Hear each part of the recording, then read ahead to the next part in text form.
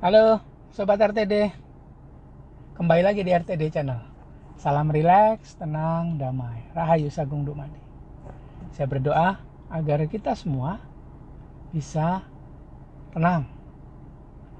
Orang-orang yang ada sekitar kita juga bisa lebih tenang, lebih lama berada pada kesadaran jiwa tenang.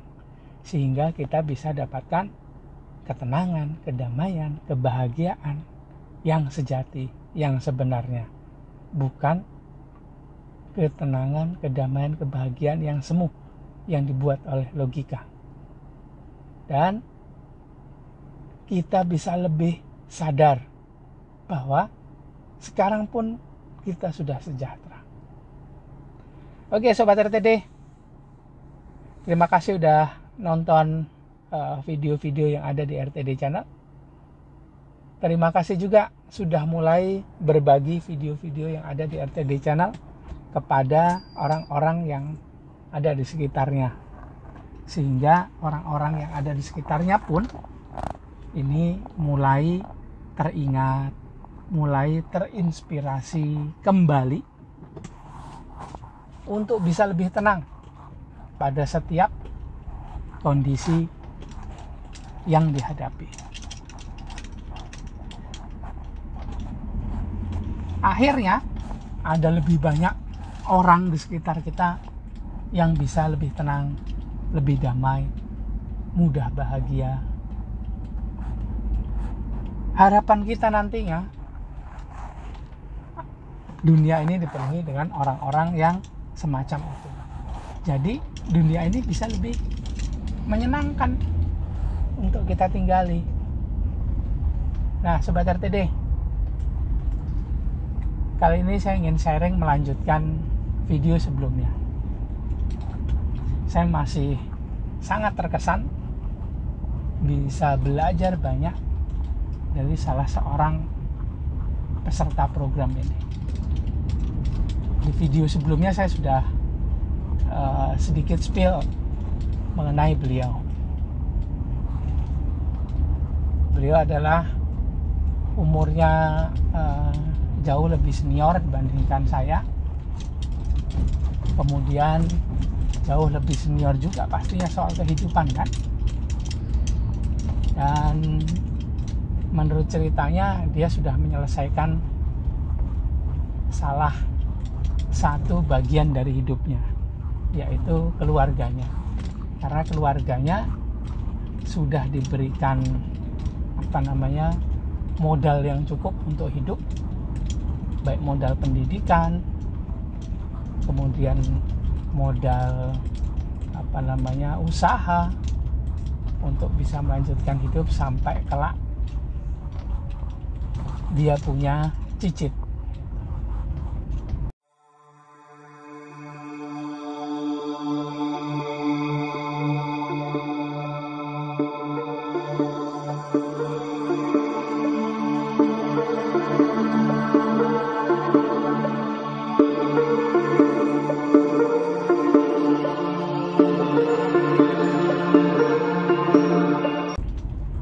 Oh ya, dia ini seorang kakek, cucunya katanya udah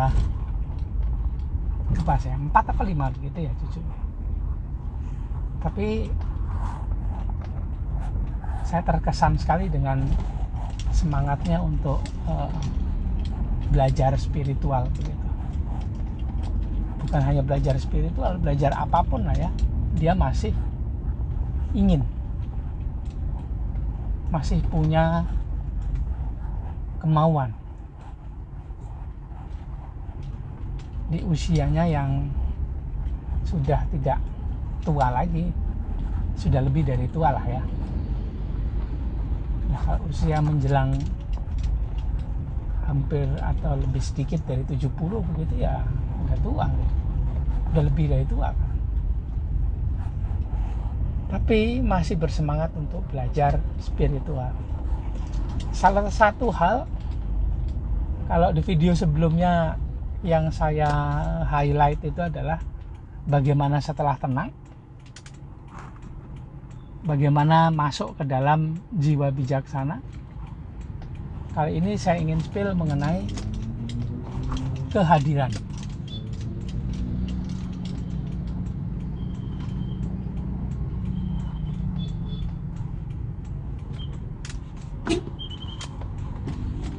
Salah satu hal yang saya pelajari dari belajar spiritual, baru tahun 2012, 2010 lah, saya belajar spiritual dengan baik dan benar, betul. Itu adalah kehadiran. Hadir di saat ini sekarang, bukan kemarin, bukan juga nanti, tapi sekarang, saat ini. Di saat saya membuat video ini misalnya, itu bukan hanya fisik saya yang hadir di sini, tapi seharusnya juga pikiran, perasaan, serta jiwa saya juga ikut membuat video ini. Nggak, orang Jawa bilang grambyang. Awake nang kene, pikirane nang kono. Pikirane nang kono, perasaane mbuh nang ndi. Badannya di sini, pikirannya di sana. Pikirannya di sana, perasaannya nggak tahu kemana. Nggak bisa fokus. Dan kehadiran di saat ini itu sebenarnya saving our energy. Jadi energi kita itu bisa dihemat, dimanage dengan baik.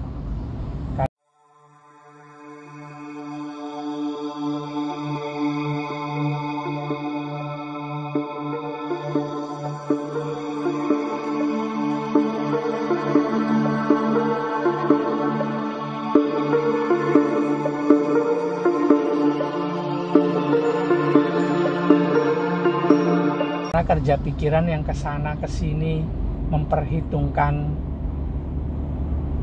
masa depan ataupun nanti berdasarkan data-data yang didapat dari masa lalu atau kemarin tadi gitu, itu membuat pikiran bekerja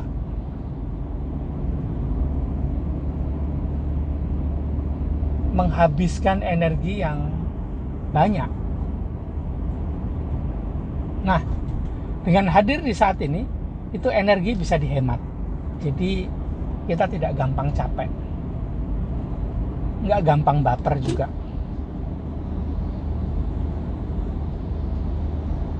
Bisa nggak itu dikendalikan? Bisa nggak itu di stop pikiran? Ya kalau menurut saya sih, atau mungkin saya yang belum tahu ilmunya ya, menurut saya nggak bisa, karena saya nggak tahu ilmunya. Karena pikiran itu selalu bekerja kapan aja, di mana saja, tak peduli kondisinya, kecuali kita sudah mati, badan fisik ini udah expire date, sudah habis masa berlakunya, baterainya kemudian habis. Nah, baru pikiran, otak itu berhenti bekerja gitu. Tapi kalau masih hidup ya terus dia bekerja, nggak mungkin dia berhenti.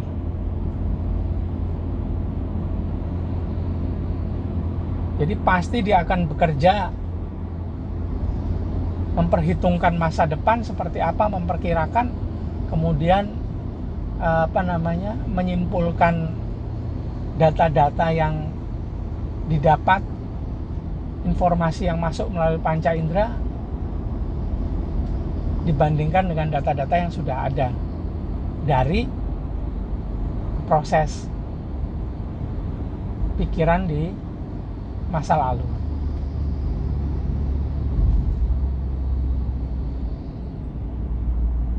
Nah, salah satu hal yang saya bisa pelajari dari peserta program tersebut itu adalah pesannya bahwa hadirlah saat ini. Ini setelah dia ikut program gitu ya.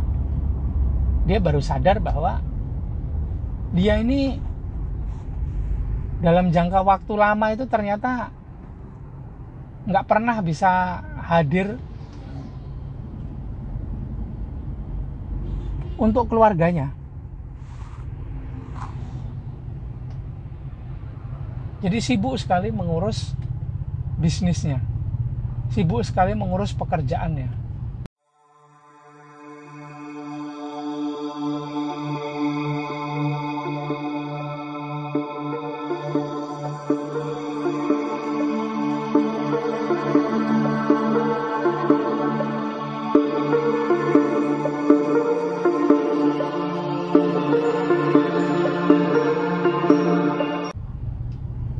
Jadi menurut ceritanya itu ada banyak sekali momen-momen di mana dia tidak bisa hadir.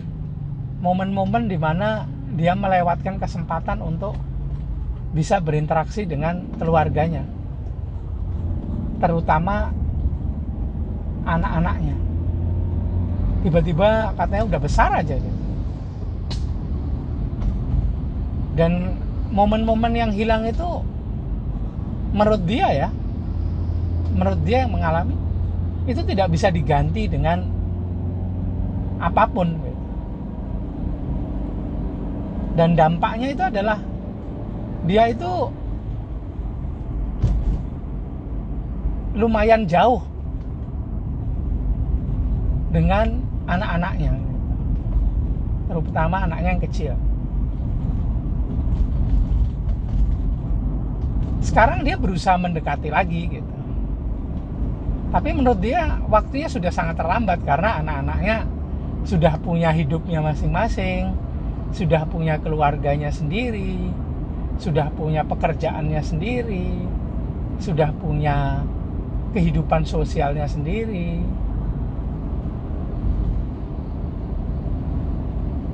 Dia ingin sekali menjadi sahabat dari anak-anaknya. Itu dimulai dari ketika dia sudah pensiun, sudah tidak bekerja, sudah tidak mengurus pekerjaan atau bisnisnya lagi gitu. Dilanjutkan oleh anak-anaknya. Nah, ternyata itu terlambat gitu. Terlambat bagi dia untuk menjadi sahabat untuk anak-anaknya.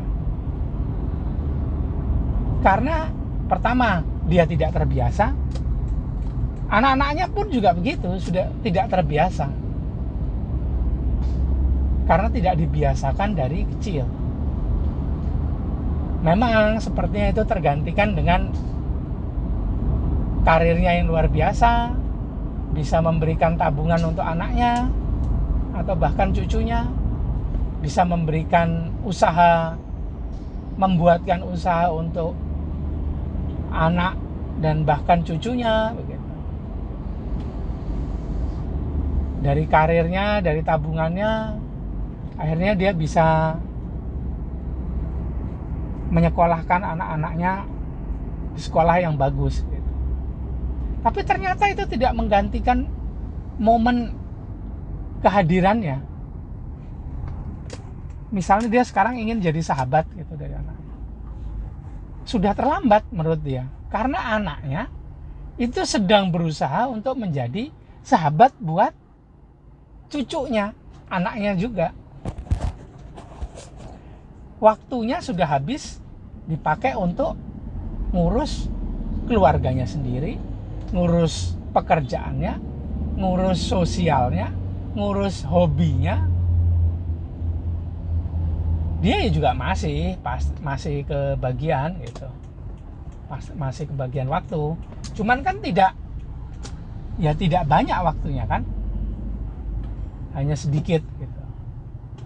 Dan waktu yang sedikit itu tidak membuat dia bisa menjadi sahabat buat anaknya itu.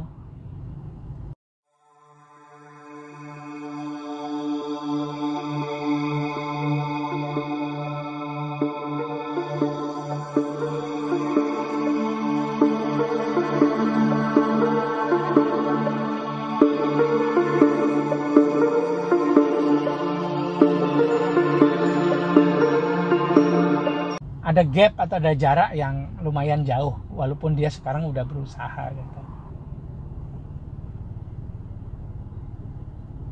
Dan dengan belajar spiritual dia tahu bahwa ternyata dia gagal hadir di saat-saat itu, lebih mencurahkan fokusnya untuk meniti karir, berusaha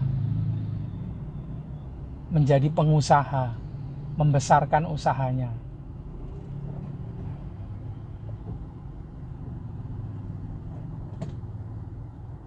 Bagi orang lain mungkin, bagi saya lah ya yang mendengar cerita itu, saya jadi tersadar gitu.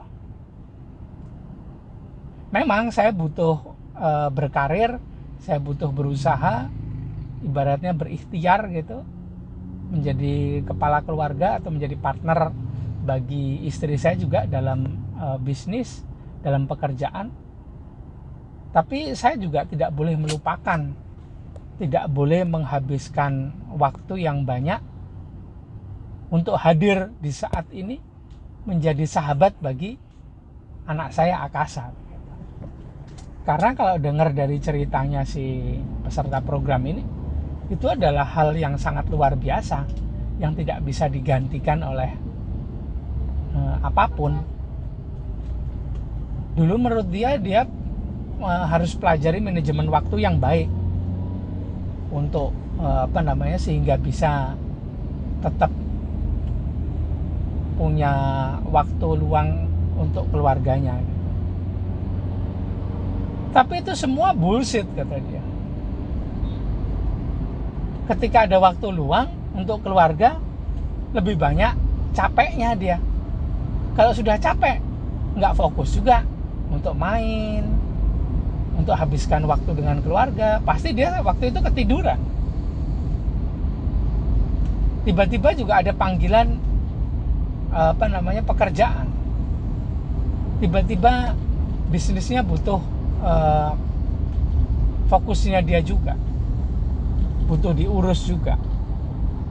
Sudah capek, yang waktunya harusnya digunakan untuk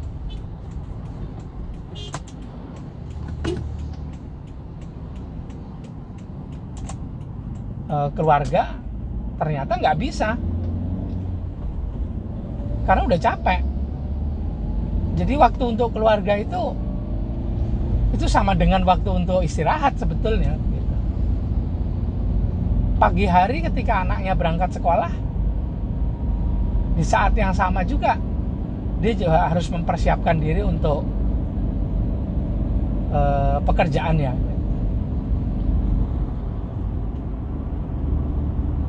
Di sore hari ketika anak-anaknya pulang dari sekolah, belajar di rumah, dia memang sudah selesai dari pekerjaannya, tapi lembur lah, ngurus bisnis lah, ngurus apalah, sampai di rumah biasanya ketika keluarganya sudah istirahat atau menjelang istirahat sudah capek juga.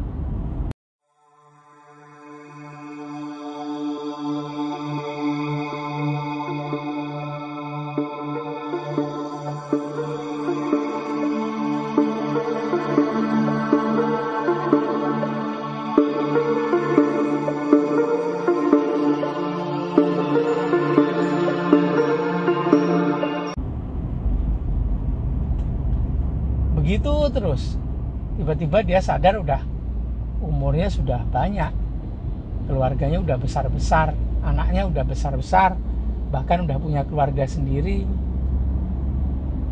Jadi ada banyak momen yang hilang menurut dia. Yang dulu ketika muda dia berusaha untuk memanage sehingga punya waktu, ternyata gagal, nggak bisa dimanage waktunya, tidak punya waktu dia, akhirnya gagal. Menurut dia saat ini dia kehilangan banyak momen-momen, dan itu membuat dia jauh dari keluarga. Walaupun sekarang sudah pensiun, banyak waktu untuk waktu senggang, dan ternyata ketika itu anak-anaknya juga sudah jauh, sudah punya kehidupannya sendiri. Mau ngobrol juga nggak sempat-sempat. mau jadi sahabat buat anak-anaknya, walaupun sekarang diusahakan tapi tidak terbiasa juga dianya dan anak-anaknya. Jadi dia kehilangan banyak momen ketika itu gagal hadir di saat ini. Kalau menurut ilmu yang saya pelajari, gagal hadir di saat ini itu membuat energi kita terbuang banyak, dan kita juga melewatkan detail-detail hal-hal yang ada di sekitar kita. Tapi ya memang begitulah, otak itu dibuat. Otak itu atau logika itu senang banget wilayahnya itu adalah masa depan. Selalu dia memperkirakan masa depan, selalu mengolah data dari informasi yang masuk melalui panca indera, diolah, disimpulkan, yang fokusnya adalah untuk nanti, besok, lusa, minggu depan, bulan depan, tahun depan, terus maju begitu. Dia memperkirakan itu dan dia sangat senang sekali. Kalau perkiraannya itu, hasil kesimpulan itu tidak bagus, nanti jiwa merespon, mengirimkan ekspresinya. Adalah jadinya perasaan enak atau tidak enak. Kalau bagus ya enak, kalau tidak bagus ya tidak enak.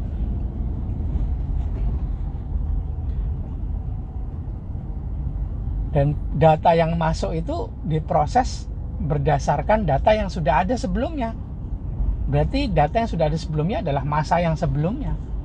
Bisa jadi itu tadi, kemarin, lusa, dan seterusnya. Tapi dia gagal hadir di saat ini. Padahal jiwa itu, jiwa kita ini, atau diri kita ini yang berupa jiwa ini, itu menghargai waktu di saat ini.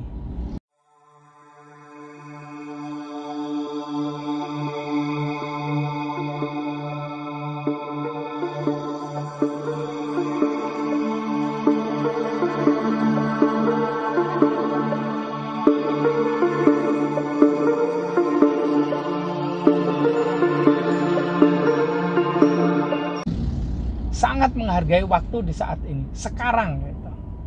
Hidup yang sekarang ini itu begitu berharga buat diri kita yang jiwa ini, karena hadir di saat ini dalam kehidupan ini itu buat jiwa adalah sebuah hal yang sangat luar biasa.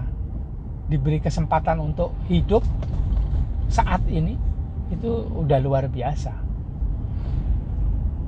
Diberi kesempatan aja untuk hidup, itu sebuah hal yang sangat luar biasa. Nah, berdasarkan cerita tadi, berdasarkan sharing saya ini mengenai salah seorang peserta program itu, saya ingin mengajak buat sobat-sobat RTD yang nonton video ini, yuk jangan lupa untuk hadir di saat ini, sekarang. Kalau ingin membahagiakan keluarga, membahagiakan anak dan istri, kalau dari cerita saya tadi, uang memang bisa membuat kita hidup. Uang bisa membeli barang-barang, tapi uang gagal menghadirkan kita di saat ini. Uang gagal membeli momen-momen berharga yang bisa kita dapatkan manakala kita sedang berinteraksi dengan keluarga.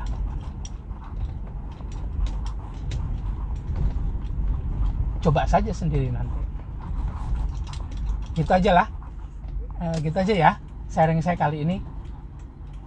Buat yang sudah rutin relaksasi energi, tentunya sudah mulai bisa untuk mengamati dan mulai bisa juga untuk sedikit-sedikit lama-lama jadi bukit, berikutnya akan ada banyak momen yang bisa disadari, yang bisa dihadiri dalam tiap langkah di hidupnya, baik sendiri maupun sedang berinteraksi dengan keluarga kita.